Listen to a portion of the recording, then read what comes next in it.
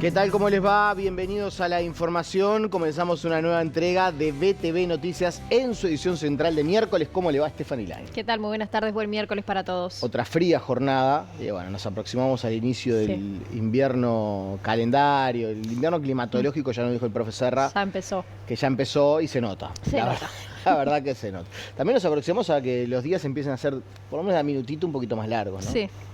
De a poquito ya van a empezar a estirarse las horas de sol. Hay muchos temas para desarrollar, entre otras cosas algunas cuestiones que están pasando, sobre todo vinculado al tema de cajas profesionales. En realidad hoy, en la madrugada, el gobierno tuvo una buena noticia en el Parlamento con la aprobación de la rendición de cuentas y además también el aumento del tope por endeudamiento solicitado por el Poder Ejecutivo. Vamos a estar con esos asuntos. También tenemos columna de la consultora Factum, bien Eduardo Botinelli, nos presenta la última encuesta de cuál es la mayor preocupación de los uruguayos. También hay información destacada del deporte, ya está con nosotros Fiorella Rodríguez para adelantarnos algo de ese segmento. ¿Cómo están? ¿Cómo le va? Un placer escucharla. Para ustedes y para la gente en casa, eso le iba a decir contento, supongo. 2-1 ganó Racing. Estoy contento. Esta tarde. Y una vez que tenemos un arbitraje... Y a Danubio, que venía en alza. Sí. Bueno, toda esa alegría. Le sacamos 10 puntos al noveno. Muy bien, estamos contentos por acá. Porque entonces. el octavo entra a Copa Sudamericana, ¿no? Claro, haciendo. Esa es la tabla que yo miro. Siempre Nicolás Núñez. Bueno, eso, empezó la quinta fecha de este torneo intermedio. Ayer, en realidad, con el empate sin goles entre Wanderers y Defensor. Y ahora se está jugando Montevideo City Torque y Miramar, que estoy chequeando que van 0-0, un empate sin goles. Vamos a estar con esto, vamos a repasar el Mundial de Clubes, por supuesto, y vamos a hablar de otras cuestiones, porque hay una investigación de la Fiscalía a la Asociación Uruguaya de Fútbol que tiene que ver con cuestiones económicas, por plazos, obviamente por demoras, y por todo esto se dio un levantamiento del secreto bancario. Vamos a estar con Juan Pablo Tamborini también para analizar en profundidad este tema, así que en un ratito venimos con todo eso. Muy bien, Fío. Muy bien, gracias, Fío. También hay información destacada del panorama internacional de Lionel Vera. ¿Cómo le va? ¿Cómo están? El saludo para ustedes y para la gente en casa. En el segmento internacional vamos a estar hablando de Argentina. Bueno, se cumplió hoy la movilización a favor de la expresidenta Cristina Fernández de Kirchner. Bueno, dio un mensaje a través de una red de altoparlantes. Ella se encuentra detenida en su domicilio cumpliendo la prisión domiciliaria. Envió un mensaje que fue irradiado por altoparlantes en la Plaza de Mayo. Le dijo a sus seguidores: vamos a volver. En otras informaciones, bueno, sigue la tensión entre Israel e Irán, se complica con el pasar de las horas. En Colombia, por ejemplo, bueno, el Senado aprobó la reforma laboral impulsada por el gobierno. Y en Estados Unidos, vean ustedes, en Miami precisamente, bueno, se aprobó un acuerdo por lo que la policía puede actuar como agente de migración. Como siempre, esto y más en el segmento internacional, ¿eh? Muchas gracias, Deli. A ustedes. Actualizamos el estado del tiempo con el profe. Profe, ¿cómo le va? Muy bien, Buenas Stephanie, tardes. Nicolás, un gusto, un saludo a todo el país y a todo el mundo. Bueno, el tiempo se nos presenta ya, como muy bien decía Nicolás, un invierno atmosférico. Así lo he catalogado. Hay un desfasaje en las estaciones. Ya hace unos 10 días estamos padeciendo temperaturas invernales sobre nuestro territorio y esto va a seguir, sí. Y nos estamos salvando de algo muy importante, la perturbación atmosférica, masa de aire húmeda e inestable, que todavía continúa afectando el norte y noreste del país a esta hora. Si bien la nubosidad va a disminuir, está afectando de sobremanera el estado de Río Grande do Sul, donde ya tenemos gente fallecida, desaparecidos, inundaciones en varios lados de dicho estado brasilero. Así que más adelante vamos a ir analizando la situación para nuestro país. Muy bien, gracias, profe. Gracias. Si les parece, repasamos los titulares más destacados a esta hora.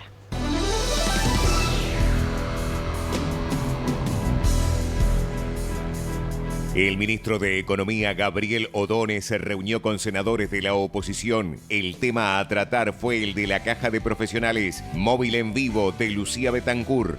El ministro de Desarrollo Social, Gonzalo Sibila, explicó que la persona que murió en situación de calle se negó a concurrir a un refugio en varias ocasiones.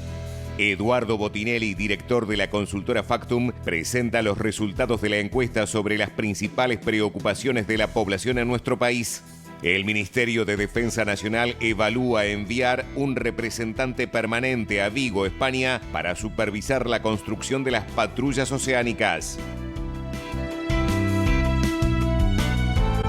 la oposición concluyó que el fiscal Ricardo Percivale fue trasladado por razones espurias por el ex fiscal de Corte y actual prosecretario de la Presidencia, Jorge Díaz. Los legisladores no descartan citar a declarar a otras personas o formular denuncias sobre los hechos. Absolutamente, sin ningún tipo de duda, lo que habíamos sostenido en otras circunstancias respecto a la Fiscalía de Corte, y es que en la misma se realizaban y se llevaban adelante operaciones políticas. Notoriamente, aquí hubo una operación política en el año 2012-2013, llevado adelante por el fiscal de Corte de ese momento, para evitar que se llevaran adelante investigaciones que están vinculadas, como dijo el fiscal convocado, vinculadas a narcotráfico, crimen organizado, lavado de activos, que iban a tener un final diferente seguramente al que tuvieron. Es que si bien el fiscal Percivale nos pidió inferir cosas de lo que él decía, porque visiblemente tenía algún miedo de decirla por consecuencias que pudiese tener, el diputado Salle le preguntó, y en esto quiero ser textual porque es muy importante y creo que es el meollo de lo que fue la declaración de hoy y la comparecencia del fiscal Percivale. Le pregunta, ¿tiene asidero decir, bueno, que el traslado inmediato de Percivale fue para evitar el procesamiento de alguien y de alguien importante? Y Percivale le dice, tiene asidero, pero yo no lo puedo decir. O sea que evidentemente, más allá de que no lo diga, al decir que tiene asidero, claramente está diciendo que su traslado, al cual dice que no tiene ningún fundamento de servicio, porque ustedes sabrán, los fiscales no se trasladan discrecionalmente, se trasladan argumentados generalmente por razones de servicio. Al no tener razones de servicio, lo que termina diciendo Percivale es que lo trasladaron para evitar el procesamiento de alguien importante a quien no quiso identificar. ¿Y qué dice a todo esto del Frente Amplio? Bueno, el diputado Fernando Amado calificó la instancia como una maniobra política por parte de la oposición.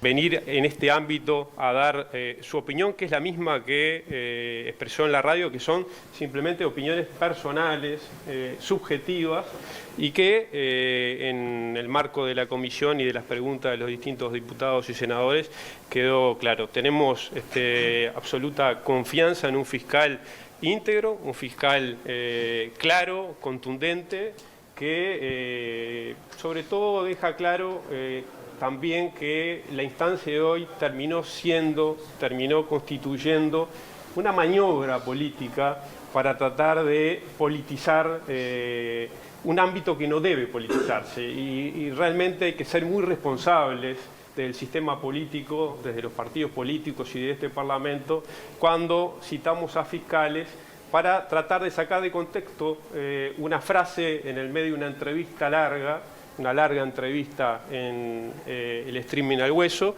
para tratar de estirarla y generar un hecho político, y a través de ese hecho político tratar de asignar responsabilidades que el fiscal se encargó en la comisión de rechazarlas de plano. El ministro de Educación dijo que la reapertura de la Biblioteca Nacional será en el último trimestre del año. José Carlos Maía compareció ante la Comisión de Educación de Diputados para informar sobre qué motivó su cierre al público.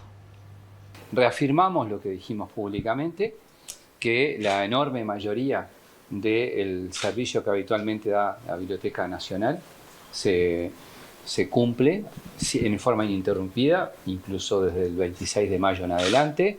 Esto es todo lo que tiene que ver con el público que está agendado, eso tiene que ver con las editoriales, con las imprentas, con todo eso. Es decir, la Biblioteca Nacional tuvo un cierre parcial muy acotado. El último trimestre del año vamos a volver al estado de situación en cuanto a la apertura, pero con mejoras.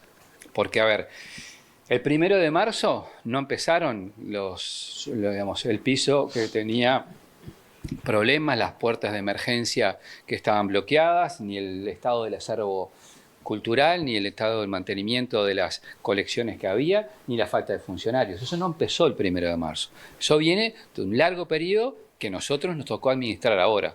Pero bueno, nos hacemos cargo de lo que nos tocó y tomamos medidas de corto plazo. Junto a ello, obviamente, queremos empezar a pensar en una biblioteca del siglo XXI. Vamos con otras noticias. El presidente de la República, Yamandu Orsi, pidió autorización al Parlamento para viajar al exterior a partir del próximo 28 de junio y hasta el 9 de julio. El mandatario va a realizar una visita por 3 países, España, Argentina y Brasil. El primer destino al que viajará Yamandu Orsi será Sevilla, en España, donde formará parte entre los días 29 de junio y 1 de julio de la Conferencia Internacional sobre Financiación para el Desarrollo de la ONU. Luego viajará a Buenos Aires los días 2 y 3 de julio para asistir a una nueva cumbre del Mercosur. Y por último, del 4 al 7 de julio, estará como invitado en Río de Janeiro de la cumbre de los BRICS. En otros temas, el ministro de Trabajo y Seguridad Social, Juan Castillo, cuestionó la ley aprobada por la pasada administración que tiene que ver con las licencias médicas en el sector público. El jerarca dijo que fue una ley que le quita derechos a los trabajadores. Nosotros no aprobamos esa ley, fue el gobierno anterior, la demanda que hizo el sindicato y la OIT le dio la razón a la central sindical, es que fue una ley que se hizo inconsulta y que le quita derecho y le cambia las reglas de juego a lo que tenía históricamente. Esas cosas no se pueden hacer, tienen que haber recorrido en ámbito, cosa que no se hizo, nosotros vamos a instalar el ámbito. Acordamos la necesidad de atender la demanda que nos hacen los trabajadores. Acordamos ratificar el planteo que hace la OIT de tener una instancia de conciliación, es decir, tener un ámbito para discutir. Crear ese ámbito, darnos 2 meses aproximadamente de tiempo, 60 días, discutir los contenidos de la ley y ver en qué aspectos se pueden corregir o se deben de corregir a los efectos de satisfacer la demanda que tiene el gremio. La construcción de las patrullas oceánicas dispuesta por el pasado gobierno aquí en nuestro país sigue generando por lo menos ciertas dudas a nivel de la actual administración. De hecho, el Ministerio de Defensa evalúa enviar a un supervisor permanente a Vigo, España, para supervisar la construcción de estas patrullas interoceánicas. Es una de los digamos, puntos que está contemplado en el contrato y es una posibilidad que tampoco debemos amputarnos. Por lo tanto, trabajamos en ese sentido. Ustedes saben que además, como hay una investigación administrativa, estamos tratando de trabajar muy coordinadamente, muy seriamente, pero efectivamente sí es una de las posibilidades que tenemos sobre la mesa y que vamos a hacer uso de ella. ¿Qué facilitaría tener un representante ahí en Vigo? Y es un contralor, ¿no?, mucho más efectivo desde el punto de vista técnico, desde el punto de vista de que las informaciones llegan un poco más fluidas de lo que están llegando hasta el momento. Y en otros temas les comentamos que la Guardia Republicana brindó apoyo al Instituto Técnico Forense que realizó un importante operativo de traslado y destrucción de estupefacientes. La operación comenzó con la carga del material que fue contabilizado en presencia de escribanos del Ministerio de Salud Pública y que culminó con la quema controlada de las sustancias. En total fueron destruidos 3.314 kilos de drogas, entre ellas cocaína, pasta base, marihuana y otras sustancias.